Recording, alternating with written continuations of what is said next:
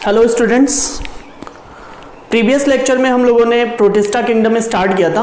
Protista kingdom के अंदर हम लोगों ने तीन टाइप के प्रोटिस्ट के बारे में बात किया था, है ना। पहला जो प्रोटिस्ट हम लोगों ने बात किया था उसको मैंने बोला था प्लांट लाइक प्रोटिस्ट। जो दूसरा टाइप हम लोगों ने बात किया था वो था fungus like protist. And third type जो है उसको हम लोग बोलते हैं एनिमल लाइक प्रोटिस्ट। तो प्रीवियस लेक्चर में हम लोगों ने plant like protist and fungus like protist पूरी तरह से खत्म किया था। आज के इस लेक्चर के अंदर हम बात करने वाले हैं एनिमल लाइक प्रोटिस्ट के बारे में। तो आज का ये लेक्चर बहुत ही इंपॉर्टेंट होने वाला है क्योंकि एक क्वेश्चन प्रोटोजोआ से पूछता है आपके एग्जाम में।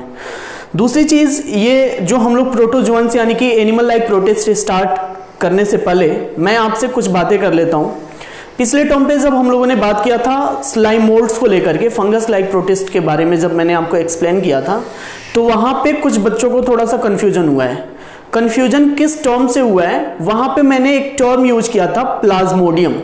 तो कुछ बच्चों ने हमें ये मैसेज किया और फोन भी किया कि सर प्लाज्मोडियम तो हम लोगों को पढ़ना है प्रोटोजोअन्स में, आपने इसको हमको बता दिया है फंगस में। तो वो प्लाज्मोडियम इस प्लाज्मोडियम से कैसे डिफरेंस होगा?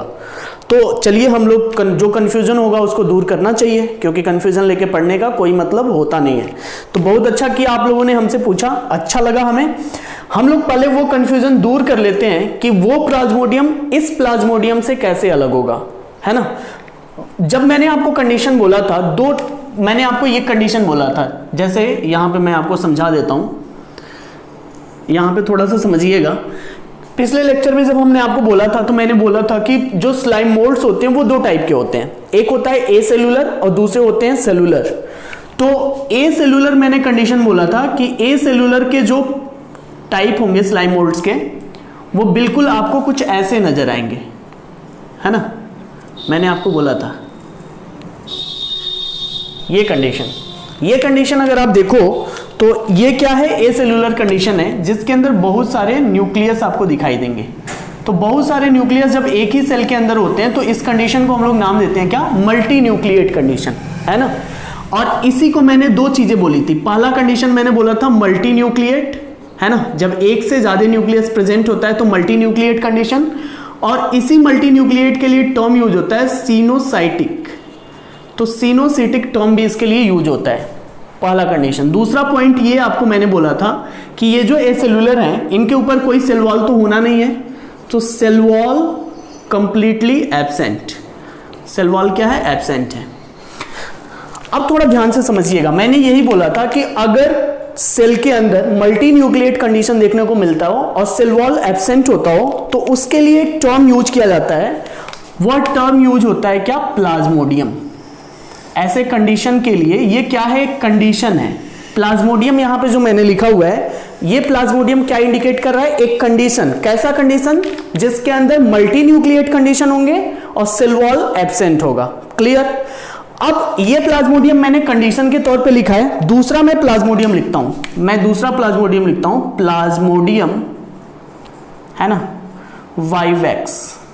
या प्लाज्मोडियम के बहुत सारे स्पीसीज होते हैं, फैल्सीपेरा वगैरह। तो आप कोई भी जब उसके मेंबर्स लिखोगे, प्रोटोजोअन्स के मेंबर्स लिखोगे, तो आप उनको सेपरेटली क्या करोगे, अंडरलाइन करोगे। इसमें कंडीशन क्या है, जो फर्स्ट लेटर होगा वो स्टार्ट होगा कैपिटल लेटर से और जो स्पीसीज का नाम स्टार्ट होगा वो होगा स्मॉल लेटर से। अगर मैं इसको प्रिंटर से प्रिंट करता हूं तो ये प्रिंटेड फॉर्म में कैसे दिखाई देगा, इटैलिक भाषा में मैं इसको इंडिकेट करूंगा। तो अगर मैं इसको प्रिंट करता हूं तो इटैलिक में करता हूं, अगर मैं इसको हाथ से लिखता हूं तो दोनों को सेपरेटली अंडरलाइन करूंगा। इसमें कंडीशन क्या होगा कि पहला लेटर कैपिटल से होगा और स्पीसीज का पहला लेटर स्मॉल से होगा। लेकिन जब मैं ये प्लाज्मोडियम लिखता हूं तो मैं कोई भी कंडीशन अप्लाई नहीं करूंगा, ना तो मैं उसको कैपिटल लेटर से लिखूंगा, ना तो मैं उसको अंडरलाइन करूंगा और ना ही मैं उसको प्रिंट करते वक्त इटैलिक में प्रिंट करूंगा। Is that clear? तो ये प्लाज्मोडियम उस प्लाज्मोडियम से इसी तरह से क्या है, अलग है। ये प्लाज्मोडियम क्या है, प्रोटोजोअन्स है। ये प्लाज्मोडियम क्या है, कंडीशन है। तो प्लाज्मोडियम, इसके टाइप्स आपको मैं बताऊंगा कि कौन मलेरिया कॉज कराएगा, कौन कौन सा डिजीज कॉज कराएगा, ये बिल्कुल अलग है। ये तो प्रोटोजोअन्स है, लेकिन ये क्या है बेटा, एक कंडीशन है। तो आप अपने दिमाग में ये बिल्कुल कंफ्यूजन मत रखिए कि ये दोनों प्लाज्मोडियम क्या है, सेम है। ये प्लाज्मोडियम बस एक कंडीशन के लिए यूज किया गया है, वो कंडीशन है, और ये प्लाज्मोडियम एक तरह से प्रोटोजोअन्स है। तो ये बातें आपको क्लियर हो गई होंगी। अगर और कोई डाउट होता है तो फिर आप हमको कॉल या मैसेज कर लीजिएगा, बिल्कुल आपके सारे डाउट को मैं क्लियर करने की कोशिश करूंगा बेटा। तो ये हम लोग मिटाते हैं। अब आज का लेक्चर हम लोग स्टार्ट करते हैं। जो आज का हम लोगों का लेक्चर है वो है क्या, एनिमल लाइक प्रोटिस्ट, है ना। एनिमल लाइक प्रोटिस्ट के बारे में हम बात कर लेते हैं कि एनिमल लाइक प्रोटिस्ट क्या है। एनिमल लाइक प्रोटिस्ट के लिए मैंने लिखा हुआ है प्रोटोजोअन्स। प्रोटोजोअन्स क्या है बेटा, प्रोटोजोअन्स के बारे में अगर आप बात करो तो प्रोटोजोअन्स दो टर्म से मिलकर बना हुआ है। पहला है प्रो, जिसका मतलब होता है प्रिमिटिव, प्रो का मतलब क्या है, प्रिमिटिव। और दूसरा टर्म मैंने लिखा हुआ है जोअन्स, जोअन का मतलब जो, है ना। प्रोटोजोआ, जोआ टर्म यूज होता है एनिमल्स के लिए, तो इसके आगे मैं लिखता हूं एनिमल्स, यानी कि कैसे एनिमल्स, प्रिमिटिव एनिमल्स। कैसे एनिमल्स, प्रिमिटिव एनिमल्स। तो जो प्रिमिटिव एनिमल्स हैं सबसे पहले कैटेगराइज किए गए, उनके लिए टर्म यूज होता है प्रोटोजोअन्स। जब हम लोग एनिमल किंगडम पढ़ते हैं तो एनिमल किंगडम में सबसे पहला फाइलम हम लोग पढ़ते हैं पोरीफेरा, लेकिन पोरीफेरा से भी पहले जो आता है वो क्या है, प्रोटोजोअन्स। तो यहां पे आपको ये समझना है कि ये पोरीफेरा के पहले आने वाले क्या है, एनिमल्स हैं, मतलब उनके क्या है, एंसेस्टर्स हैं। जो एनिमल किंगडम हम लोग पढ़ते हैं ये प्रोटोजोअन्स क्या है, उनके एंसेस्टर्स हैं। क्लियर है मेरी बातें। तो अब ये चीज आपको याद रखना है। दूसरा पॉइंट, अगर हम लोग प्रोटोजोअन्स के बारे में बात करें तो ये जो टर्म है, ये term was coined by Goldfuss, term was coined by Goldfuss. तो दो चीजें मैंने बताई, पहले तो ये प्रिमिटिव एनिमल है, सबसे प्रिमिटिव एनिमल्स में इसको कैटेगराइज किया जाता है। ये ancestors of the animal kingdom माने जाते हैं। ये जो टर्म है प्रोटोजोअन्स, उसको कॉइंड किया है गोल्डफस का नाम के साइंटिस्ट ने। दूसरी चीज आपको ये याद रखनी है कि जितने भी प्रोटोजोअन्स होते हैं, ये जो भी प्रोटोजोअन्स होते हैं, ये कैसे होते हैं, हेट्रोट्रॉप्स। कैसे होते हैं, हेट्रोट्रॉप्स। हेट्रोट्रॉप्स का मतलब ये पूरी तरह से क्या है, अपने न्यूट्रिशन के लिए किसी दूसरे पे डिपेंड करते हैं। या तो ये किस तरह के हो सकते हैं, या तो ये प्रीडेटर होंगे, है ना, और या तो ये पैरासाइट होंगे। दो कंडीशन मैंने लिखा हुआ है, या तो ये पैरासाइट होंगे या तो ये प्रीडेटर होंगे। प्रीडेटर और पैरासाइट बिल्कुल अलग अलग चीजें हैं। प्रीडेटर का मतलब होता है किसी को मार के खाना, जैसे जंगल में अगर शेर किसी को दौड़ाता है तो वो उसको पैरासाइट बन के नहीं खाएगा, वो उसको प्रीडेटर बन के मार के खाएगा। ऐसा नहीं कि पहले वो जाएगा, है ना, हिरन के पास गया तो पहले बोलेगा अरे तुम तो बड़े ही यम्मी लग रहे हो, तुम्हारे नाखून तो बड़े यम्मी लग रहे हैं, फिर आराम से उसको नहीं, वो सीधे एक झपट्टे में उसको निगल डालेगा। तो वो कंडीशन कहलाता है प्रीडेटर। जब हम एक ही बार में किसी चीज को इनगल्फ करते हैं तो वो प्रीडेटर कंडीशन कहलाता है, मार के खाना। पैरासाइट का मतलब होता है कि प्यार से किल करना, उसको जिंदा रख के और उससे न्यूट्रिशन लेगा, उसको मारेगा नहीं, उसको किल नहीं करेगा, लेकिन उससे न्यूट्रिशन लेगा, उसकी बॉडी से न्यूट्रिशन लेगा। तो ऐसा कंडीशन कहलाता है पैरासाइट। जैसे हम लोगों में जू अगर बोले तो हम लोग के बालों में जू होता है, तो ये कंडीशन कैसा है, पैरासाइट। वो आपके ब्लड को सक तो कर रहा है लेकिन आपको किल नहीं कर रहा है, मार नहीं रहा है, तो न्यूट्रिशन ले रहा है लेकिन। तो ये चीज आपको समझ में आ रही है। ऐसे ही आप मॉस्किटो को ले लो, मॉस्किटो कैसे हैं, एक्टोपैरासाइट, बैठा ब्लड लिया, एंजॉय मार रहा है। अब ऐसा थोड़े ना कि ब्लड लेने से आप मर जाओगे, तो ये चीज आपको समझनी है। अब पैरासाइट भी दो टाइप के हो सकते हैं, या तो ये एंडोपैरासाइट हो सकता है या तो ये एक्टोपैरासाइट हो सकता है। एंडोपैरासाइट का मतलब जब कोई पैरासाइट हमारी बॉडी के अंदर, यानी कि हमारे प्लाज्मा के अंदर जाकर के और हमें अफेक्ट करता है, तब कंडीशन होती है एंडोपैरासाइटिक, यानी कि वो न्यूट्रिशन लेगा हमारे बॉडी के अंदर से, है ना। अगर कोई पैरासाइट हमारे बॉडी के सरफेस से न्यूट्रिशन लेता है तब उसके लिए टर्म यूज होता है एक्टोपैरासाइट। तो दो कंडीशन है, या तो वो एक्टो हो सकते हैं या तो वो एंडोपैरासाइट हो सकते हैं। ये चीजें आपको क्लियर समझ में आ गई होंगी। अब यहां पे मैंने लिखा हुआ है general characters. General characters protozoans के समझना बिल्कुल आसान है। सबसे पहला पॉइंट आपको यह समझना है कि जो भी प्रोटोजोअन्स हैं उनके हैबिटेट की अगर आप बात करोगे तो वो कॉस्मोपॉलिटन है। कॉस्मोपॉलिटन टर्म यूज होता है जब कोई ऑर्गेनिज्म हर जगह पे मिले, है ना। वह एरियल भी होंगे, एक्वेटिक भी होंगे, टेरेस्ट्रियल भी होंगे, फ्री लिविंग भी होंगे, पैरासिटिक भी होंगे, यत्र तत्र सर्वत्र, जहां देखो वहां मिलेंगे। ऐसे कंडीशन के लिए टर्म यूज होता है कॉस्मोपॉलिटन। तो जो ये प्रोटोजोअन्स हैं वो लगभग जल थल, है ना, हर जगह पे आपको मिल जाएंगे। पैरासिटिक भी हैं, फ्री लिविंग भी हैं। दूसरी चीज, अगर हम इसको ध्यान से देखें तो ये नेकेड आई से बिल्कुल आपको दिखाई देने वाले नहीं है, बिल्कुल स्मॉल ऑर्गेनिज्म है, माइक्रोस्कोपिक है। जब तक हम माइक्रोस्कोप से ना देखें ये दिखाई भी नहीं देंगे। और यूनिसेलुलर तो कैरेक्टरिस्टिक फीचर है किसका, प्रोटिस्टा का। बिल्कुल सही बात है। शेप के बेसिस पे अगर आप इसको कंसीडर करोगे तो इनका शेप अलग अलग हो सकता है ये ओवल शेप के हो सकता है ये इरेगुलर शेप के हो सकता है ये स्लीपर लाइक आपको दिखाई दे, है ना, हो सकता है ये स्पिंडल शेप के दिखाई दे, हो सकता है ये बेल शेप के दिखाई दे। तो अलग अलग शेप में आप इसको प्रोटोजोअन्स को देख सकते हो, है ना। जिस ऑर्गेनिज्म की बॉडी ऑर्गेनाइजेशन जैसा होगा उस हिसाब से उसका शेप भी आपको क्या होगा, दिखाई देगा। सिमेट्री के बेसिस पे बात करो तो आप, सिमेट्री क्या होता है, तो जब बॉडी डिवाइड होती है दो इक्वल हाफ पार्ट में, उसी को हम लोग बोलते हैं सिमेट्री। तो सिमेट्री भी अलग अलग टाइप की हो सकती है, irregular symmetry, radial symmetry, bilateral symmetry. यहां पे जो सिमेट्री देखने को मिलती है वो कैसा है, इरेगुलर सिमेट्री आपको यहां पे दिखेगी। बॉडी ऑर्गेनाइजेशन कैसा है बेटा, प्रोटोप्लाज्मिक लेवल। प्रोटोप्लाज्मिक लेवल क्या है थोड़ा समझिएगा। अगर ऑर्गेनिज्म यूनिसेलुलर है और जितने भी वाइटल फंक्शंस हैं, चाहे वो एक्सक्रीशन हुआ, चाहे वो रेस्पिरेशन हुआ, कोई भी जो भी वाइटल फंक्शंस होते हैं, वो अगर वाइटल फंक्शन उस सिंगल सेल के द्वारा परफॉर्म किया जाए तो ऐसे कंडीशन के लिए टर्म यूज होता है प्रोटोप्लाज्मिक। तो जितने, ये बहुत इंपॉर्टेंट टर्म है, इसको अंडरलाइन करके स्टार मार्क करके लिखेगा कि प्रोटोप्लाज्मिक लेवल यहां पे आपको दिखाई देगा। यानी कि सिंगल सेल जो होते हैं वो सारे के सारे वाइटल फंक्शंस परफॉर्म करेंगे। ना तो एक्सक्रीशन के लिए कोई आपको एक्स्ट्रा ऑर्गन मिलने वाला है, ना तो रेस्पिरेशन के लिए कोई एक्स्ट्रा ऑर्गन मिलना है। तो कोई भी वाइटल फंक्शन करने के लिए यहां पे कोई एक्स्ट्रा ऑर्गन नहीं है, वही सिंगल सेल क्या करेगा, ये सारा फंक्शन परफॉर्म करता है। न्यूट्रिशन की अगर आप बात करो तो न्यूट्रिशन में कंडीशन है बेटा, या तो वो होलोजोइक हो सकते हैं। होलोजोइक का मतलब इनगल्फ करना, है ना। तो होलोजोइक का मतलब इनगल्फ करना, तो या तो वो होलोजोइक हो सकते हैं, या तो वो पैरासिटिक हो सकते हैं, किसी दूसरी की बॉडी से न्यूट्रिशन ले सकते हैं, या तो वो मिक्जोट्रॉपिक हो सकते हैं। मिक्जोट्रॉपिक का मतलब जैसे यूग्लिना का कंडीशन अगर हम देखें तो मैंने आपको बोला था यूग्लिना कनेक्टिंग लिंक बोला जाता है प्लांट और एनिमल का, और उसके अंदर न्यूट्रिशन होता है मिक्जोट्रॉपिक। मतलब प्रेजेंस ऑफ लाइट में क्या करेगा, फोटोसिंथेसिस। एब्सेंस ऑफ लाइट में क्या करेगा बेटा, वो हेट्रोट्रॉफिक कंडीशन शो करता है। तो इस तरह का न्यूट्रिशन मिक्सोट्रॉपिक न्यूट्रिशन में कंसीडर किया जाता है। ये चीजें आपको क्लियर समझ में आ गई होंगी। अभी मैं आपको क्लासिफिकेशन भी समझा रहा हूं। दूसरी चीज यहां पे अगर हम लोग देखें, इसको मैं मिटा देता हूं थोड़ा सा और आपको कुछ बातें और बता देता हूं। लोकोमोटरी ऑर्गन अगर आप देखोगे तो लोकोमोटरी ऑर्गन यहां पे नेक्स्ट पॉइंट है, लोकोमोटरी ऑर्गन। लोकोमोटरी ऑर्गन के बेसिस पे अगर आप प्रोटोजोआ को कंसीडर करते हो तो यहां पे 3 टाइप के लोकोमोटरी ऑर्गन होंगे। स्यूडोपोडिया, है ना। स्यूडोपोडिया जो होगा वो किस में पाया जाएगा, अमीबा के अंदर।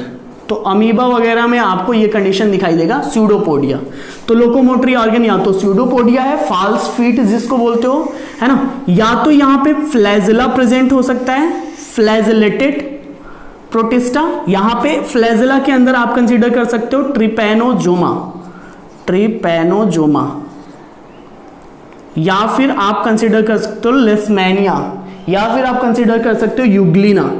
इसके अलावा सीलिएटेड, सीलिया किसके अंदर, पैरामीशियम। तो पैरामीशियम के अंदर आपको क्या दिखाई देगा, सीलिया। तो लोकोमोटरी ऑर्गन भी यहां पे अलग अलग होंगे। अभी हम लोग थोड़ी देर बाद ये भी बात करेंगे कि इसी लोकोमोटरी ऑर्गन के बेसिस पे पूरे प्रोटोजोअन्स को 4 पार्ट में हम लोग कैटेगराइज करते हैं। अभी मैं आपको डिटेल बता रहा हूं। तो ये आपके लोकोमोटरी ऑर्गन समझ में आ गए। इसके अलावा अगर हम बात करें तो यहां पे आपको ये समझना है कि रेस्पिरेशन, है ना, रेस्पिरेशन की अगर आप बात करो एंड एक्सक्रीशन, ये जो दोनों प्रोसेस होता है, रेस्पिरेशन एंड एक्सक्रीशन, ये दोनों प्रोसेस किसके थ्रू होता है, by the body surface, through the body surface, है ना, through the body surface. Body surface से ही क्या होगा, एक्सक्रीशन भी होगा, और बॉडी सरफेस से ही क्या होगा, रेस्पिरेशन भी होगा। कोई एक्स्ट्रा ऑर्गन यहां पे प्रेजेंट नहीं है। और ये जो प्रोसेस होता है एक्सक्रीशन एंड रेस्पिरेशन का, वो किसके थ्रू होता है, बाय डिफ्यूजन, है ना। डिफ्यूजन आपने पढ़ा होगा। डिफ्यूजन का मतलब जो एक्सेस चीजें होती हैं वो बाहर आउट हो जाती हैं, तो प्रोसेस कहलाता है डिफ्यूजन। अभी हम लोग अमीबा वगैरह जब मैं आपको एक्सप्लेन करूंगा तो वहां पे वो टर्म और अच्छे से क्लियर हो जाएगा। तो आपको ये याद रखना है कि बॉडी सरफेस के थ्रू ही सारा कुछ होना है। दूसरी चीज आपको मैं ये बता दूं कि रिप्रोडक्शन की अगर आप बात करोगे इसके अंदर, प्रोटोजोअन्स के अंदर, तो रिप्रोडक्शन के दो मेथड यहां पे देखने को मिलते हैं। कॉमनली तौर पे तो आपको एसेक्सुअल टाइप ऑफ रिप्रोडक्शन देखने को मिलेगा, यानी कि इसके अंदर कौन सा मेथड आपको दिखाई देगा, एसेक्सुअल रिप्रोडक्शन।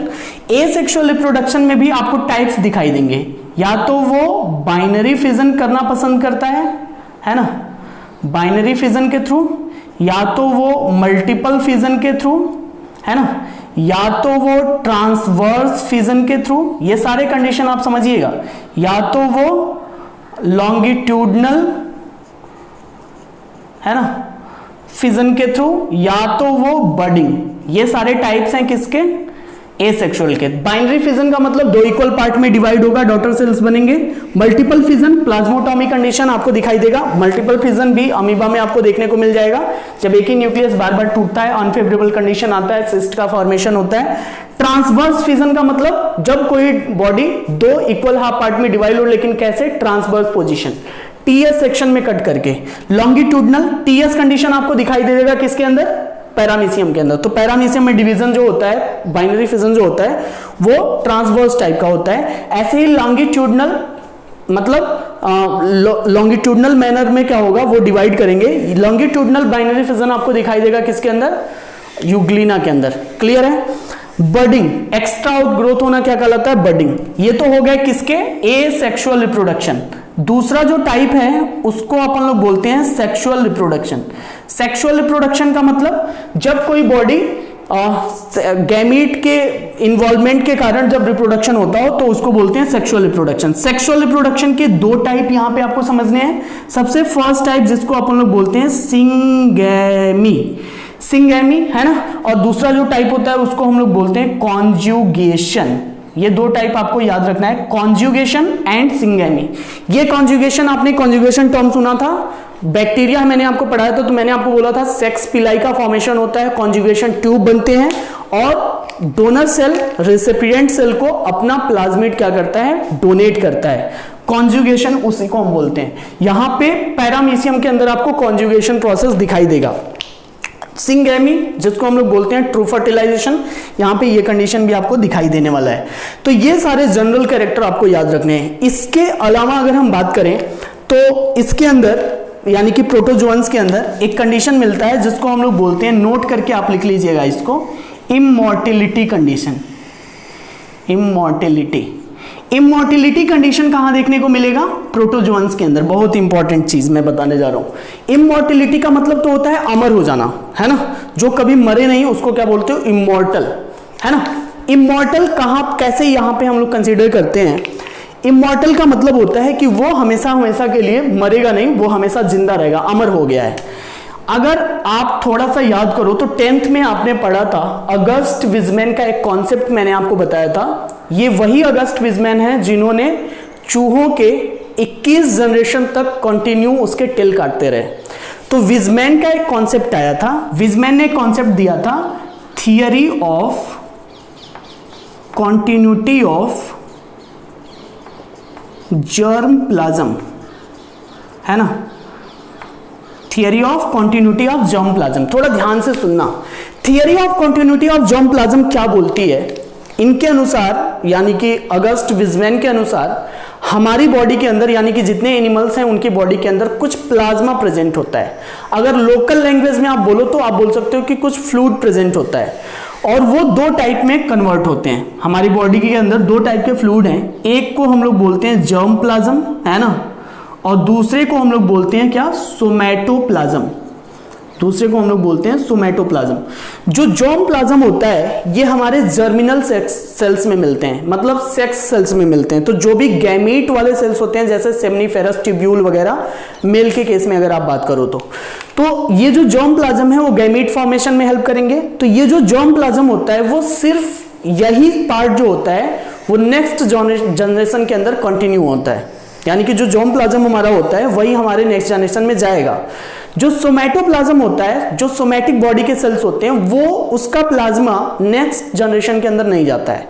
फॉर एग्जांपल हमारे लिवर सेल्स हैं, स्किन सेल्स हैं, तो इनका जो प्लाज्मा है वो हमारे नेक्स्ट जनरेशन में नहीं ट्रांसफर होगा, वो क्या हो जाएगा, बॉडी मरने के साथ वो प्लाज्मा भी खत्म हो जाएगा।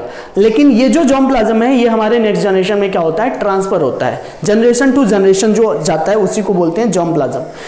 तो यहां पे इमॉर्टल कंडीशन हम लोग लिखते हैं, प्रोटोजोअन्स की तो बॉडी यूनिसेलुलर है, और यूनिसेलुलर है मतलब इसका अगर मान लो ये अमीबा है ना, तो अमीबा का अगर ये एक न्यूक्लियस है और ये इसका प्लाज्मा है, तो जब ये डिवाइड करता है तो इसका न्यूक्लियस क्या हो जाएगा, इलोंगेट हो जाएगा। थोड़ा समझिएगा, इसका न्यूक्लियस क्या हो गया, इलोंगेट हो गया, और फिर ये क्या हो जाते हैं, टूट जाते हैं। तो इसकी बॉडी आपको कुछ ऐसे दो पार्ट में टूटते हुए दिखाई देगी, है ना।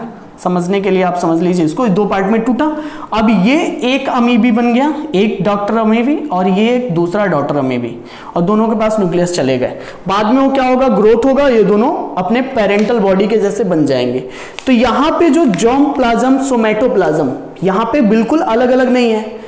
यहाँ पे डिफरेंशिएशन आपको दिख ही नहीं रहा है कि जर्म प्लाज्म कहाँ है, सोमैटोप्लाज्म कहाँ है। यहाँ पे तो सिंपल एक प्लाज्मा आपको दिखाई दे रहा है। तो जब जर्म प्लाज्म, सोमैटोप्लाज्म यहाँ पे है ही नहीं, और जो भी बॉडी टूट रही है वो इक्वल हाफ पार्ट में टूट रही है, और वहां से वो फिर से ग्रोथ करके अपने पेरेंटल जनरेशन जैसा बन रहा है, तो इसीलिए इस कंडीशन को नाम दिया गया है इमॉर्टल, क्योंकि वो प्लाज्मा जो है वो कंटिन्यू जनरेशन आफ्टर जनरेशन चलता जा रहा है, वो खत्म नहीं होता है। तो इसीलिए जो प्रोटोजोअन्स हैं उनको हम लोग बोलते हैं इमॉर्टल ऑर्गेनिज्म। एक क्वेश्चन आया भी था, नीट में पूछा हुआ था, अमीबा को दिया हुआ था उसमें ऑप्शन में, और इमॉर्टल टर्म यूज किया था, तो वहां पे अमीबा सही था, है ना। तो ऐसे क्वेश्चन आ सकते हैं। इमॉर्टेलिटी कंडीशन यहाँ पे प्रोटोजोअन्स के अंदर आपको देखने को मिलेगी। अब थोड़ा सा क्लासिफिकेशन मैं आपको एक्सप्लेन करता हूं ताकि आपको और ज्यादा ये पूरा क्लियर हो जाए। थोड़ा सा क्लासिफिकेशन देख लो, उसके बाद हम लोग प्रोटोजोअन्स का क्लासिफिकेशन मैं आपको समझाता हूं। जनरल क्लासिफिकेशन एनिमल किंगडम की अगर आप बात करो, समझना थोड़ा सा आप, अगर मैं एनिमल किंगडम के क्लासिफिकेशन की बात करूं तो जो एंटायर एनिमल किंगडम है उसको अपन लोग दो पार्ट में क्लासिफाई करते हैं। कितने पार्ट में, दो पार्ट में। पहला जो पार्ट है उसको हम लोग नाम देते हैं क्या, प्रोटोजोआ। तो जो पहला डिवाइड करके बनाया गया उसको नाम दिया गया प्रोटोजोआ, और जो सेकंड वाला बनाया गया उसको नाम दिया गया मेटाजोआ, है ना। दो चीजें मैंने लिखी है बेटा, प्रोटोजोआ, मेटाजोआ। एक्चुअल में आपसे ये पूछ सकता है कि एनिमल किंगडम को किस बेसिस पे क्लासिफाई किया गया था, तो लेवल ऑफ बॉडी ऑर्गेनाइजेशन। तो ऑन द बेसिस ऑफ लिख सकते हो body organization, on the basis of body organization. तो बॉडी ऑर्गेनाइजेशन के लेवल पे क्या किया गया था, क्लासिफाई किया गया था। अब यहां पे अगर आप प्रोटोजोआ को देखो तो इसके अंदर जो बॉडी ऑर्गेनाइजेशन का लेवल है वो कैसा है, प्रोटोप्लाज्मिक। मैंने अभी आपको बोला था प्रोटोप्लाज्मिक कंडीशन है जिसके अंदर दो चीजें चाहिए, पहला तो यूनिसेलुलर होना चाहिए, और दूसरा सारे के सारे वाइटल फंक्शंस केवल एक सिंगल सेल परफॉर्म करता हो, तो condition will be known as protozoa, है ना। और उसके लिए टर्म यूज होता है प्रोटोप्लाज्मिक। मेटाजोआ कंडीशन क्या होगा, या तो इसके अंदर सेल्स सेलुलर फॉर्म में एग्रीगेट होंगे, या तो वो टिश्यू लेवल पे डिवाइड हो सकता है, या तो वो ऑर्गन लेवल पे डिवाइड हो सकता है। तो यहां पे लेवल ऑफ ऑर्गेनाइजेशन तीन टाइप में डिवाइड किया गया है, cellular, tissue and organ level. फिर से ये डिवाइड करता है तो यू मेटाजोआ वगैरह बनाएगा, है ना, मीसोजोआ वगैरह बनाएगा। वो सारी बात का क्लासिफिकेशन आपको डिटेल एनिमल किंगडम में पढ़ना है। तो आप ये बस याद रखना कि हमारा जो हम लोगों को पढ़ना है वो क्या पढ़ना है, प्रोटोजोआ। मैंने आपको ये इसलिए बताया ताकि आप समझते रहो कि जब क्लासिफिकेशन एनिमल किंगडम का किया गया तो ये मेन क्लासिफिकेशन किया गया जिसके अंदर प्रोटोजोआ को ऐसा एनिमल माना गया जिसका body organization level protoplasmic level है। पक्का क्लियर है यहां तक बातें। अब हम लोग ये सब कुछ खत्म कर लिए हैं, अब हम लोग क्लासिफिकेशन ऑफ प्रोटोजोअन्स के बारे में बात करने जा रहे हैं। क्लासिफिकेशन ऑफ प्रोटोजोअन्स को चार पार्ट में हमें क्लासिफाई करके पढ़ना है, और वो जो क्लासिफिकेशन है वो किस बेसिस पे किया गया है, तो वो उसका बेसिस है बेटा लोकोमोटरी ऑर्गन। तो लोकोमोटरी ऑर्गन के बेसिस पे ये सारे क्लासिफिकेशन प्रोटोजोअन्स में हमें पढ़ने हैं। तो चलिए स्टार्ट करते हैं क्लासिफिकेशन ऑफ प्रोटोजोअन्स। तो नेक्स्ट टॉपिक है क्लासिफिकेशन ऑफ प्रोटोजुअन्स।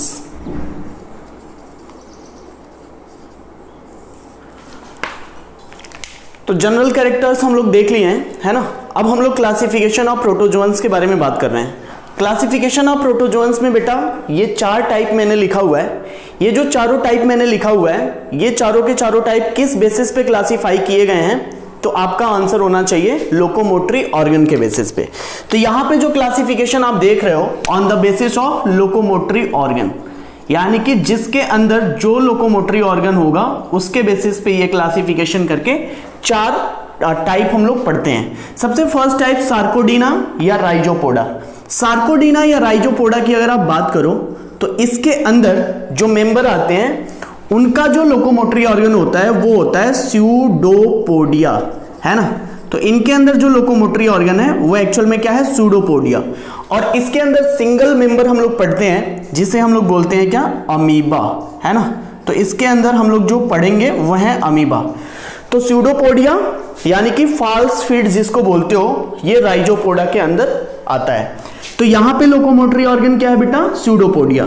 ऐसे ही मैस्टिगोफोरा जो सेकंड मैंने लिखा हुआ है या फ्लैजेलेटा नाम से पता चल रहा है, ये कैसे एनिमल होंगे बेटा, जिनके पास लोकोमोटरी ऑर्गन फ्लैजेला प्रेजेंट होगा। तो जिनका लोकोमोटरी ऑर्गन फ्लैजेला होगा वो क्या कहलाएंगे, मैस्टिगोफोरा या फ्लैजेलेटा। इसके अंदर हम लोग पढ़ने वाले हैं एग्जाम्पल यहां पे आप लिख सकते हो ट्रिपैनोजोमा, है ना, ट्रिपैनोजोमा के बारे में। इसके अलावा आप लिख सकते हो लेशमैनिया, लेशमैनिया के बारे में।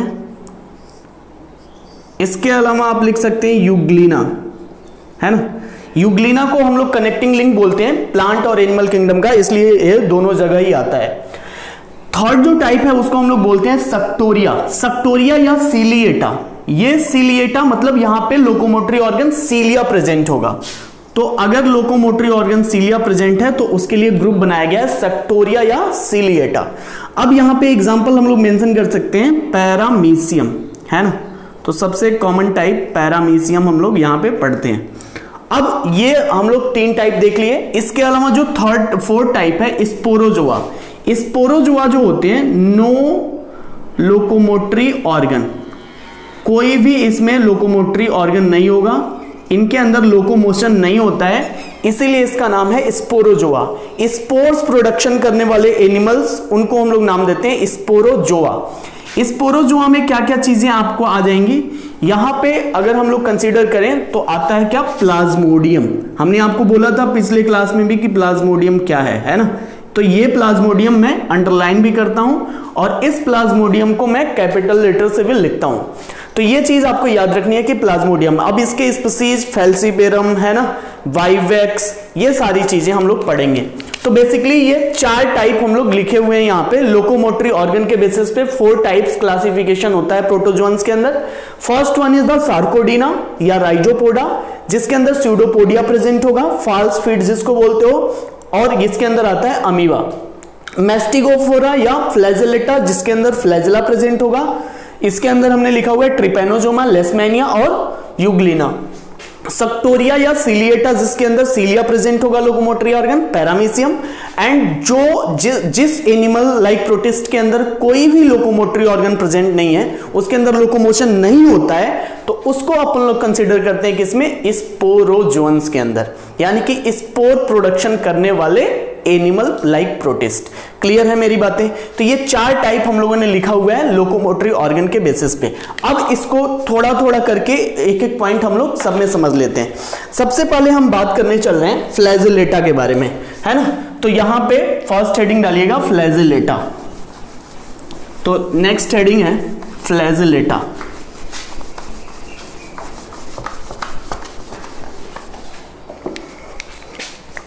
तो फर्स्ट टाइप है फ्लैजेलेटा। फ्लैजेलेटा मतलब जहां पे फ्लैजेला प्रेजेंट होगा, है ना। यहां पे लोकोमोटरी ऑर्गन क्या प्रेजेंट होगा, फ्लैजेला। अब यहां पे मैंने आपको बोला है कि यहां पे जो एनिमल्स होते हैं वो यूग्लिना हो सकता है, यूग्लिना को कंसीडर किया जा सकता है। ट्रिपैनोजोमा सबसे कॉमन, इसके अलावा लेशमैनिया, है ना। तो ये वेराइटी हम लोग पढ़ लेते हैं थोड़ा सा। अगर आप इसका डायग्राम देखोगे तो मैं एक यहाँ पे ओवरव्यू दिखाने के लिए आपको एक डायग्राम दे देता हूँ। अगर आप इसके डायग्राम को देखोगे तो आपको ये डायग्राम कुछ ऐसे नजर आएगा। ये ऑर्गेनिज्म है ना, इसके अंदर एक मेम्ब्रेन लाइक ऐसा स्ट्रक्चर दिखाई देता है जिसको हम लोग बोलते हैं अंड्यूलेटिंग मेम्ब्रेन, है ना। बस आपको ऐसे समझ लेना है, इस मेम्ब्रेन को हम लोग नाम देते हैं अंड्यूलेटिंग मेम्ब्रेन। बाकी ये फ्लैजेलेटेड है, तो एक पॉइंट से आपको ऐसे फ्लैजेला निकलते हुए भी दिखाई देगा। सॉरी, एक मिनट। तो एक पॉइंट से आपको इसके फ्लैजेला निकलते हुए दिखाई देगा, एक पॉइंट से इसके फ्लैजेला निकलते हुए ऐसे दिखाई देगा। क्लियर है। अब इसके बॉडी के अंदर सबसे बीच में तो इसके न्यूक्लियस आपको, प्रोमिनेंट न्यूक्लियस आपको दिखाई देगा। पूरा का पूरा ये साइटोप्लाज्म भरा हुआ है, तो ये साइटोप्लाज्म है ना। इसके अंदर जो ऊपर वाला मेम्ब्रेन बनाया हुआ है उसको बोलते हो अंडुलेटिंग मेम्ब्रेन, है ना। तो इसको नाम दिया गया है अंडुलेटिंग मेम्ब्रेन। ये क्या है बेटा, न्यूक्लियस प्रेजेंट है ना। और ये क्या है, तो फ्लैजेला प्रेजेंट है। तो एक बड़ा सा फ्लैजेलर आपको स्ट्रक्चर दिखाई दे रहा है। बाकी इसके अंदर जो भी भरा हुआ है ये इसका क्या है, साइटोप्लाज्म है ना। तो वेल डेवलप्ड साइटोप्लाज्म है। पूरी बॉडी ऊपर एक प्रोटीनेसिस कवरिंग पेलिकल की होगी और ये स्ट्रक्चर आपको कुछ ऐसा दिखाई देगा। तो ये जो मैंने स्ट्रक्चर ड्रॉ किया हुआ है एक्चुअल में ये किसका है, ट्रिपैनोजोमा। ये क्या है बेटा, ट्रिपैनोजोमा। अब थोड़ा सा ध्यान से सुनना, इसके अंदर फ्लैजेलेटा में मैंने आपको बोला यूग्लिना। तो यूग्लिना का स्ट्रक्चर हम लोग देखे हैं कि यूग्लिना कैसा होता है। और यूग्लिना के अंदर जब भी लाइट नहीं होगा तो ये एनिमल लाइक प्रोटिस्ट में कंसीडर किए जाते हैं, क्योंकि इसके ऊपर कोई सेल वॉल भी नहीं है। और दूसरी चीज कि ये heterotrophic mode of nutrition show करता है। सेकेंड टाइप अगर इसमें हम लोग फ्लैजेलेटा में कंसीडर करते हैं तो मैं लिखता हूं ट्रिपैनोजोमा, है ना। ट्रिपैनोजोमा के बारे में अगर आप बात करो तो ये जो ट्रिपैनोजोमा होते हैं ये एक्चुअल में पैरासिटिक होते हैं, है ना। ये जो एनिमल्स होते हैं वो कैसे होते हैं, पैरासिटिक होते हैं। और इट कॉजेज, ये एक डिजीज कॉज कराता है जिसको हम लोग बोलते हैं स्लीपिंग सिकनेस, है ना। इसको नाम दिया जाता है स्लीपिंग सिकनेस। स्लीपिंग सिकनेस कभी कभी आपको क्लास के अंदर भी हो जाता होगा, है ना। ट्रिपैनोजोमा आपके ऊपर हावी हो जाता है तो आप नींद मारने लगते हो क्लास के अंदर, टीचर पढ़ा रहा है और आप बिल्कुल, आपको स्लीपिंग सिकनेस हो जाएगा, है ना। इसके लिए एक वेक्टर का नाम भी आपको याद रखना है। वेक्टर है जो यहाँ पे वो है सी फ्लाई, है ना। सी फ्लाई ये वेक्टर है जो ये डिजीज कैरी करके ले जाने में हेल्प करती है। थर्ड जो पॉइंट है इसके अंदर वो है लेशमैनिया। लेशमैनिया जो मैंने लिखा हुआ है, ये जो फ्लैजेलेटेड प्रोटोजोअन्स हैं, ये जो डिजीज कॉज कर, इट कॉजेज काला अजार, ये भी एक डिजीज है काला अजार। इसके अलावा एक और फीवर ये काज कराता है डमडम फीवर, डमडम फीवर। तो आपको ये नाम याद रखना है कि लेशमैनिया क्या कॉज कराता है, कौन सा डिजीज, काला आजार या डमडम फीवर। तो ये बेसिकली आपको याद रखना है स्पोरोजोअन्स के अंदर। थर्ड जो टाइप है उसको हम लोग बोलते हैं क्या, फोर्थ जो टाइप है उसको बोलते हो ट्राइकोमोनास। जो थर्ड टाइप है उसको हम लोग नाम देते हैं ट्राइकोमोनास। जो ट्राइकोमोनास होते हैं, ये जो ट्राइकोमोनास होते हैं, ये जो डिजीज कॉज कराते हैं, इट कॉजेज ल्यूकोरिया। ल्यूकोरिया क्या होता है, ल्यूकोरिया जहां पे भी रिया टर्म आता है उसका मतलब कुछ सिक्रीशन होना, है ना। तो ल्यूकोरिया जो होता है वो वेजाइना के अंदर होता है, वेजाइनल ल्यूकोरिया जिसको हम लोग बोलते हैं, फीमेल के अंदर होगा। तो कुछ ल्यूको टर्म यूज होता है किसके लिए, कलरलेस के लिए। और ओरिया मतलब फ्लूइड, कुछ सिक्रीशन। तो कुछ कलरलेस सिक्रीशन होता है वेजाइना के अंदर, उसी को नाम दिया जाता है ल्यूकोरिया। वो कौन कॉज कराता है, ट्राइकोमोनास। तो ओवरऑल मैंने आपको ये बताया कि फ्लैजेलेटा के अंदर ये मेंबर्स आपको याद रखने हैं, ये डिजीज जो कॉज कराते हैं उसका नाम याद रखना है, ये एक दो आपको डायग्राम याद रखना है। तो ओवरऑल मैंने आपको फ्लैजेलेटा एक्सप्लेन किया कि फ्लैजेलेटा के अंदर जो हमने पढ़ा हुआ है वो है क्या, लेशमैनिया, इसके अलावा ट्रिपैनोजोमा, ट्राइकोमोनास, यूग्लिना। तो ये कॉमन मेंबर आपको याद रखने होंगे। इसके बाद हम लोग बात करें, इसके बाद सेकंड मेंबर हम लोग देखने जा रहे हैं जिसको हम लोग बोलते हैं राइजोपोडा, है ना। तो सेकंड टाइप इसमें हम लोग देखने जा रहे हैं राइजोपोडा। राइजोपोडा के बारे में सुन लीजिए फटाफट। राइजोपोडा क्या है, राइजोपोडा के बारे में हम लोग ने बात किया था, तो मैंने आपको ये बोला था कि जिसके अंदर लोकोमोटरी ऑर्गन स्यूडोपोडिया प्रेजेंट होगा, स्यूडोपोडिया। और आपको पता है कि स्यूडोपोडिया कहाँ पे देखने को मिलेगा? अमीबा के अंदर। तो अमीबा के अंदर आपको लोकोमोटरी ऑर्गन क्या दिखाई देता है? स्यूडोपोडिया, जिसको हम लोग फॉल्स फीट भी बोलते हैं, है ना। तो ये कैरेक्टर आपको अमीबा के अंदर दिखाई देगा। अमीबा का जो स्ट्रक्चर होता है वो बेसिकली इरेगुलर शेप के होते हैं, कोई प्रॉपर उसमें शेप आपको दिखाई नहीं देगा। हैबिटेट की बात करें तो ये कैसे हैं? एक्वेटिक हैं, है ना। और इसके अलावा ये फ्री लिविंग ऑर्गेनिज्म है। कैसे ऑर्गेनिज्म है? फ्री लिविंग है ना। सेकेंड, लोकोमोशन तो स्यूडोपोडिया के थ्रू होता है, तो लोकोमोशन स्यूडोपोडिया। इसके अलावा अगर हम जनरल कैरेक्टर की बात करें तो साइटोप्लाज्म जो होता है वो एक्चुअल में दो पार्ट में डिवाइड होता है इसका। तो cytoplasm divided into two part, outer and inner, है ना।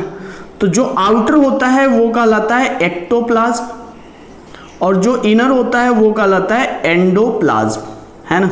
तो बेसिकली दो टाइप इसमें आपको समझना है। इसके अलावा आपको याद रखना है कि इसके अंदर कॉन्ट्रैक्टाइल वैक्यूल मिलते हैं, कॉन्ट्रैक्टाइल वैक्यूल्स प्रेजेंट होते हैं। और ये जो कॉन्ट्रैक्टाइल वैक्यूल्स होते हैं हेल्प इन ऑस्मो रेगुलेशन। और हम लोगों ने बात किया था ऑस्मो रेगुलेशन क्या है? तो एक्सेस वाटर या एक्सेस आयंस को क्या करना? मेंटेन रखना बॉडी के अंदर, यानी कि maintenance of ions and maintenance of water in the body process will be known as osmoregulation. तो वो कौन कराता है? कॉन्ट्रैक्टाइल वैक्यूल कराते हैं। इसके अलावा अगर हम बात करें तो इसमें रिप्रोडक्शन की अगर आप बात करते हो तो रिप्रोडक्शन जो होता है वो बेसिकली बाइनरी फिजन के थ्रू होता है। एसेक्सुअल रिप्रोडक्शन बाइनरी फिजन के थ्रू आपको होते हुए यहाँ पे दिखाई देगा। तो ये आपको टाइप्स याद रखने हैं। 6 पॉइंट आपको ये याद रखना है कि जो न्यूट्रिशन है ना, जो न्यूट्रिशन है वो कैसा है? Holozoic. Holozoic mode of nutrition show करते हैं। एक्शन परफॉर्म करते हैं बेटा फैगोसाइटोसिस। क्या एक्शन परफॉर्म करते हैं? फैगोसाइटोसिस। फैगोसाइटोसिस का मतलब होता है किसी को इनगल्फ कर लेना, किसी को खा लेना, है ना। उसको हम लोग बोलते हैं फैगोसाइटोसिस। एक्चुअल में जो अमीबा होता है वो एंडोसाइटोसिस शो करता है। एंडोसाइटोसिस दो टाइप के होते हैं, फैगो एंड पीनो। मैं आपको समझाता हूं डायग्राम से। ये जनरल कैरेक्टर आप याद रखिएगा।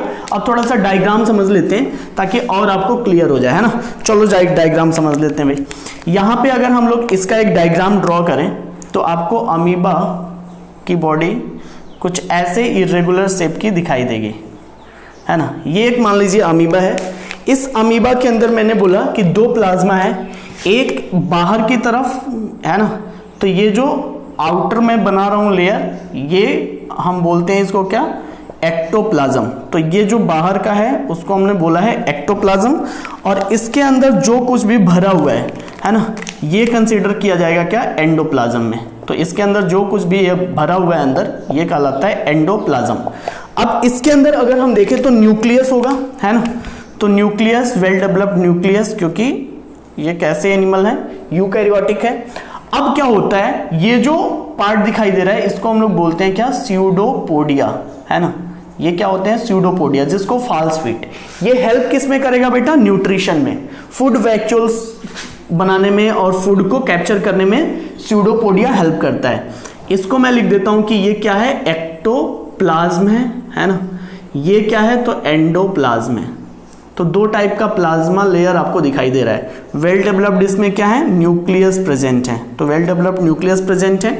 कुछ इसके अंदर आप ध्यान से देखोगे तो कुछ फूड वैक्यूल्स भी नजर आते हैं, है ना। ये क्या है? Food vacuoles. तो इसमें आपको फूड वैक्यूल्स भी नजर आएंगे। अब थोड़ा सा मैकेनिज्म मैं आपको समझाता हूं कि ये जो अमीबा है इसका मैकेनिज्म क्या है फूड कैप्चर करने का। अगर मान लो ये फूड देखता है तो कैसे ये कैप्चर करता है ये देख लीजिए। अगर मान लो ये एक छोटा सा अमीबा है ना, समझिएगा, एक छोटा सा अमीबा है। अगर मान लो यहाँ पे फूड है, ये क्या है? फूड है। अब इसको जैसे ही ये अमीबा देखेगा तो इसके तरफ क्या करेगा? मूव करते हुए आएगा, है ना। और अपनी बॉडी इस फूड के तरफ क्या करेगा? ये फूड था, ये फूड यहाँ पे हो गया, है ना। स्यूडोपोडिया फॉर्म किया और उसके अंदर ये फूड आपको दिखाई दे रहा है। अब थोड़ी देर में क्या करेगा, ये अपना जो बॉडी स्ट्रक्चर है इसको पूरी तरह से इसको घेर लेगा, है ना। ये देखो ये फूड यहां पे चला आया। अब ये जो फूड आया अंदर की तरफ, अब ये क्या करेगा, यहां से इसको तोड़ देगा और ये बॉडी कुछ ऐसा आपको दिखाई दे रहा है। अब ये टूट करके क्या हो गया, अंदर चला आया। इसको हम लोग क्या नाम देते हैं, फूड वैक्यूल। इसको हम लोग क्या नाम देते हैं, फूड वैक्यूल बोलते हैं। क्लियर है मेरी बातें। तो फूड को उसने क्या किया, फैगोसाइटोसिस एक्शन के थ्रू क्या किया, इनगल्फ किया। ये जो प्रोसेस है इसको हम लोग नाम देते हैं एंडोसाइटोसिस। ये जो प्रोसेस होता है उसको नाम दिया जाता है एंडोसाइटोसिस। एंडोसाइटोसिस एक्चुअल में दो टाइप के होते हैं, एक होता है फैगोसाइटोसिस, है ना, और एक होता है पिनोसाइटोसिस।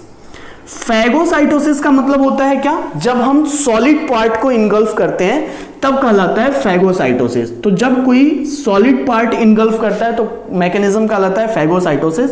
पिनोसाइटोसिस मतलब क्या, जो लिक्विड पार्ट को इनगल्फ करते हो। तो लिक्विड का मतलब, पिनो का मतलब पीना, है ना, और फैगो का मतलब होता है खाना। तो खाबो एंड पीबो, है ना। तो फैगोसाइटोसिस मतलब सॉलिड पार्ट को इनगल्फ करेगा और पिनोसाइटोसिस का मतलब लिक्विड पार्ट को क्या करते हैं, इनगल्फ करते हैं। मैकेनिज्म क्या है बेटा, एंडोसाइटोसिस। तो ये आपको सीधी सीधी बात इसमें समझ में आ रही है। दूसरी चीज आपको ये समझनी है कि at the time of reproduction ये बाइनरी फिजन शो करते हैं। तो बाइनरी फिजन करेगा तो क्या होगा, दो पार्ट में टूट जाएगा, है ना। तो दो पार्ट में टूटने का भी मैकेनिज्म आपको पता ही होगा। ये अमीबा की बॉडी है, जैसे ही इसके अंदर डिवीजन होना होगा तो इसका जो न्यूक्लियस होता है वो क्या हो जाता है, कॉन्स्ट्रिक्ट होना स्टार्ट हो जाता है, ऐसे इलोंगेटेड होना स्टार्ट होगा, है ना। कुछ टाइम बाद आपको ये जो न्यूक्लियस है वो पूरी तरह से ऐसे आपको दिखाई देगा और ये जो इसका प्लाज्मा है वो भी क्या होने लगेगा, कॉन्स्ट्रिक्ट होने लगेगा। तो ये आपको कुछ इस तरह से नजर आएगा। बाद में ये टूट करके और दो पार्ट में कन्वर्ट हो जाएंगे। तो ये एक डाटर अमीबी और ये एक दूसरा डाटर अमीबी। बाद में ग्रोथ होगा और ये दोनों फिर से पेरेंटल अमीबी के जैसे बन जाएंगे। तो यहाँ पे क्या हो रहा है, यहाँ पे केवल डिवीजन हो रहा है और इस बाइनरी फिजन के थ्रू क्या हो रहा है, उसका नंबर बढ़ रहा है। तो इसीलिए अमीबा के अंदर डिवीजन और रिप्रोडक्शन ये दोनों सेम चीजें बोली जाती है। मतलब ग्रोथ और रिप्रोडक्शन क्या है, यहाँ पे सेम है, अलग अलग चीज नहीं है। तो अमीबा के अंदर आपको ये याद रखना है। अमीबा में कुछ मेंबर्स हैं जिसके बारे में अगर हम बात करें तो अमीबा के एग्जांपल्स अगर आप लोगे तो एक तो आप लिख सकते हो एंट अमीबा हिस्टोलिटिका। एंट अमीबा हिस्टोलिटिका ये एक स्पीसीज है अमीबा का, एंट अमीबा हिस्टोलिटिका। ये ह्यूमन के अंदर डिजीज कॉज कराता है, अमीबिक डिसेंट्री, है ना। तो ये डिजीज कॉज कराता है अमीबिक डिसेंट्री। ये सब कुछ डिटेल हम लोग पढ़ने वाले हैं किसके अंदर, जब ह्यूमन हेल्थ एंड डिजीज पढ़ेंगे। बस मैं आपको छोटा छोटा पॉइंट बताता हूं। एंट का मतलब यूज होता है, एंट टर्म यूज होता है किसके लिए, इंटेस्टाइन के लिए।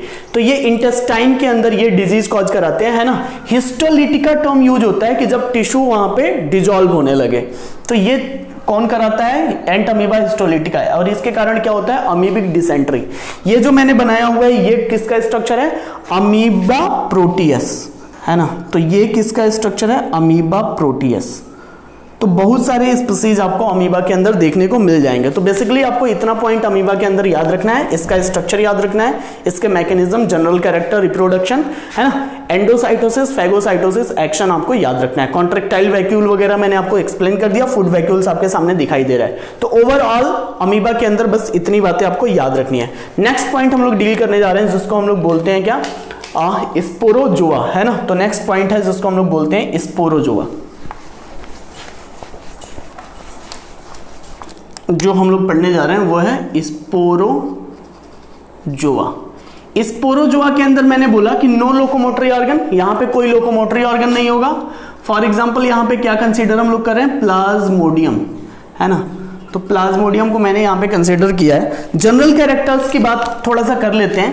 पहला पॉइंट आपको ये याद रखना है कि ये जितने भी स्पोरोजोअन्स होते हैं, है ना, ये कैसे होते हैं, एंडोपैरासाइट होते हैं। कैसे होते हैं, एंडोपैरासाइट। मैंने आपको बताया था पैरासाइट के दो टाइप हैं, ecto as well as endo. मतलब क्या, एक्टो पैरासाइट मतलब जो न्यूट्रिशन हमारे सरफेस ऑफ बॉडी से ले रहा है उसको हम लोग बोलते हैं एक्टो, और जो न्यूट्रिशन हमारे ब्लड स्ट्रीम में जाकर के अंदर से ले रहा है उसको हम लोग बोलते हैं एंडो पैरासाइट। तो बेसिकली प्लाज्मोडियम वगैरह कैसे हैं, एंडो पैरासाइट, ये हमारे ब्लड तक जाएंगे, है ना, वहां पे जाकर के मलेरिया वगैरह कॉज कराते हैं। दूसरा पॉइंट आपको ये याद रखना है कि locomotory organ and contractile vacuole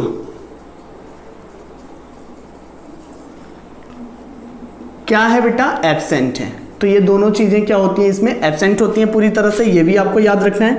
इसके अंदर अगर हम लोग रिप्रोडक्शन की बात करें तो रिप्रोडक्शन इसमें होता है मल्टीपल फिजन के थ्रू, है ना। मल्टीपल फिजन का मतलब एक ही न्यूक्लियस बार बार टूटेगा, सेलुलर डिवीजन नहीं होगा, तो उसमें कंडीशन बोला जाता है मल्टीपल फिजन। और ये जो मल्टीपल फिजन होता है इसके लिए टर्म यूज होता है साइजोगोनी, है ना, इसके लिए टर्म यूज होता है साइजोगोनी। तो जब बार बार कोई सेल डिवाइड करता है मल्टीपल फिजन में प्लाज्मोडियम के अंदर तो उसके लिए टर्म यूज होता है साइजोगोनी। इसके अलावा एक टर्म यूज होता है स्पोरोगोनी और दूसरा टर्म होता है गैमीटोगोनी। गैमीटोगोनी का मतलब गैमीट प्रोडक्शन के लिए जब डिवीजन होता है, स्पोरोगोनी का मतलब स्पोर प्रोडक्शन के लिए जब डिवीजन होता है। यहां पे क्या है, साइजोगोनी जो ट्रू होता है। अब यहां पे अगर हम लोग एग्जांपल कंसीडर करें तो आप लिख सकते हो इसके प्लाज्मोडियम वाइवेक्स। मान लीजिए मैंने एक स्पीसीज लिखा प्लाज्मोडियम वाइवेक्स, और ये जो प्लाज्मोडियम वाइवेक्स है वो क्या डिजीज कॉज कराता है, मलेरिया, है ना। तो मलेरिया जो डिजीज कॉज कराता है, ये जो डिजीज है मलेरिया के बारे में तो डिटेल हम लोग ह्यूमन हेल्थ डिजीज में पढ़ेंगे, बस आपको याद रखना है कि जो प्लाज्मोडियम वाइवेक्स है वो मलेरिया डिजीज कॉज कराता है। इसका वेक्टर कौन है, फीमेल एनाफिलिस, है ना। तो आप लिख सकते हो कि इसका वेक्टर कौन है, फीमेल एनाफिलिस। कभी कभी आपसे क्वेश्चन पूछ सकता है, तो याद रखना है फीमेल एनाफिलिस, है ना। तो आपको ये इतना पॉइंट याद रखना है। अगर इसका डायग्राम हम लोग देखें तो डायग्राम इसका देख लीजिए, कोई इसमें लोकोमोटरी ऑर्गन तो होता नहीं है, बॉडी आपको कुछ ऐसे नजर आती है ना। ये इसकी बॉडी है, इसके अंदर आपको चल ही नहीं रहा है ये, इसके अंदर आपको प्रॉपर एक न्यूक्लियस दिखाई देगा, है ना, एक न्यूक्लियस दिखाई दे रहा है। बाकी माइटोकॉन्ड्रिया वगैरह भी इसमें आपको दिखाई देंगे, तो ये माइटोकॉन्ड्रिया है। कुछ सेल्स आपको ईआर वगैरह दिखाई देंगे, एंडोप्लाज्मिक रेटिकुलम। ये जो पार्ट होता है उसको हम लोग बोलते हैं एपिकल कैप, है ना। तो ये एपिकल कैप है, बाकी इसका ये साइटोप्लाज्म पूरा भरा हुआ है। तो ये एक स्ट्रक्चर है जिसको हम लोग बोलते हैं क्या, प्लाज्मोडियम। ये क्या है, न्यूक्लियस, तो वेल डेवलप्ड न्यूक्लियस आपको नजर आएगा। कुछ ईआर एंडोप्लाज्मिक रेटिकुलम नजर आएंगे। इसके अलावा इसके अंदर माइटोकॉन्ड्रिया भी प्रेजेंट होता है। ये जो सेल होता है उसको हम लोग बोलते हैं एपिकल सेल, है ना। तो बेसिकली ये स्ट्रक्चर किसका है, प्लाज्मोडियम का है, जो मैंने यहाँ पे ड्रॉ किया हुआ है। तो जनरल कैरेक्टर आपको याद रखने हैं, एंडोपैरासाइट है, locomotory organ and contractile vacuole completely absent होता है, रिप्रोडक्शन मल्टीपल फिजन के थ्रू होता है जिसके लिए टर्म यूज होता है साइजोगोनी, है ना। प्लाज्मोडियम वाइवेक्स मलेरिया कॉज कराता है। इसके अलावा भी बहुत सारे इसके स्पीसीज होते हैं जो अलग अलग डिजीज कॉज कराते हैं। बाकी डिटेल हम लोगों को बहुत ज्यादा नहीं पढ़ना है, बस आपको एक मैंने टाइप्स एक्सप्लेन किया है और इसका डायग्राम एक्सप्लेन किया है। ये पूरा का पूरा आपको समझ में आ गया होगा। अगर और ज्यादा आपको समझना है तो इसके ऊपर एक थिन कवरिंग होती है जिसको हम लोग बोलते हैं पेलिकल, है ना। तो ये इसके ऊपर कोई सेल वॉल वगैरह तो कुछ होना नहीं है, तो वही प्रोटीन की कवरिंग क्या होती है, पेलिकल होती है। ओवरऑल आपको ये स्पोरोजोआ खत्म हो गया। नेक्स्ट पॉइंट जो हम लोग डील करने जा रहे हैं वो है सीलिएटा, है ना। तो लास्ट टाइप हम लोग देखने जा रहे हैं जिसको हम लोग बोलते हैं सीलिएटा।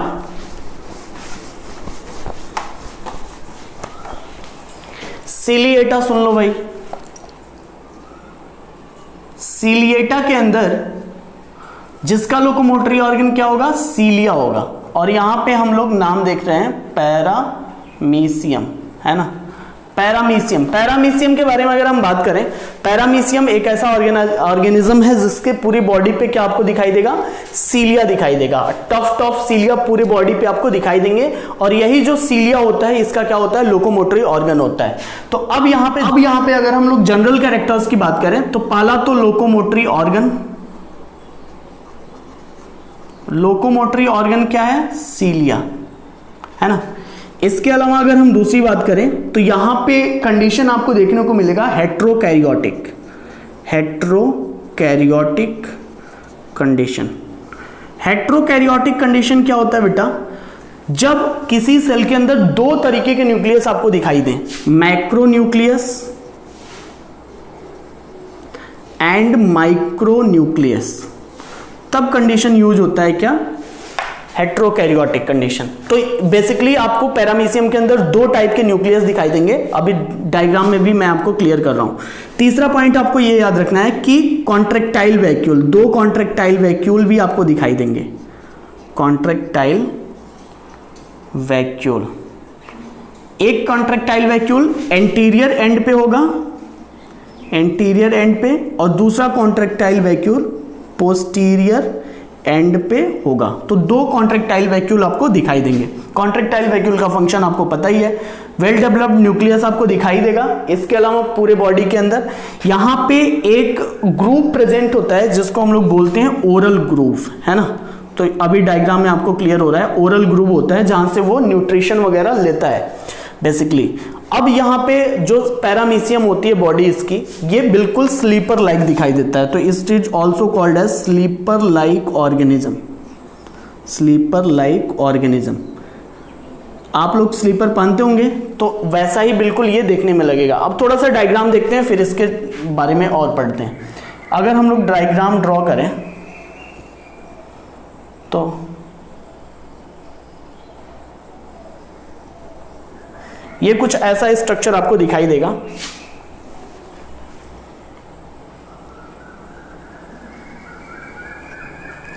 ये जो मैंने ड्रॉ किया हुआ है यही क्या है, पैरामीशियम। अब इसकी पूरी बॉडी पे आपको क्या दिखाई देगा, टफ्ट ऑफ फ्लैजेला, पूरी बॉडी टफ्ट ऑफ सीलिया, पूरी बॉडी पे क्या दिखाई देगा, सीलिया। तो ये पूरी बॉडी पे इसके क्या दिखाई दे रहा है, सीलिया, और यही इसका क्या है, लोकोमोटरी ऑर्गन है। तो बेसिकली ये सीलिया आपको दिखाई दे रहा है इसकी पूरी बॉडी के ऊपर, और इसी के हेल्प से क्या करता है, लोकोमोट करता है एक जगह से दूसरी जगह। ये पूरी बॉडी पे आपको सीलिया नजर आ रहा है। इसके अलावा मैंने बोला कि दो कॉन्ट्रैक्टाइल वैक्यूल प्रेजेंट होते हैं, तो एक कॉन्ट्रैक्टाइल वैक्यूल एंटीरियर एंड पे ये दिखाई दे रहा है, और दूसरा कॉन्ट्रैक्टाइल वैक्यूल पोस्टीरियर एंड पे ये दिखाई दे रहा है। तो बेसिकली दो कॉन्ट्रैक्टाइल वैक्यूल आपको दिखाई दे रहे हैं। न्यूक्लियस भी कितने होंगे, दो, एक माइक्रो न्यूक्लियस और एक माइक्रो न्यूक्लियस। तो ये आपको दो न्यूक्लियस यहाँ पे दिखाई दे रहा है, एक साइज में बड़ा है और एक साइज में क्या है, छोटा है। तो इसको मैं लिखता हूं माइक्रो न्यूक्लियस, इसको मैं लिखता हूं macro nucleus, macro nucleus. Clear है। ये क्या है बेटा, एंटीरियर कॉन्ट्रैक्टाइल वैक्यूल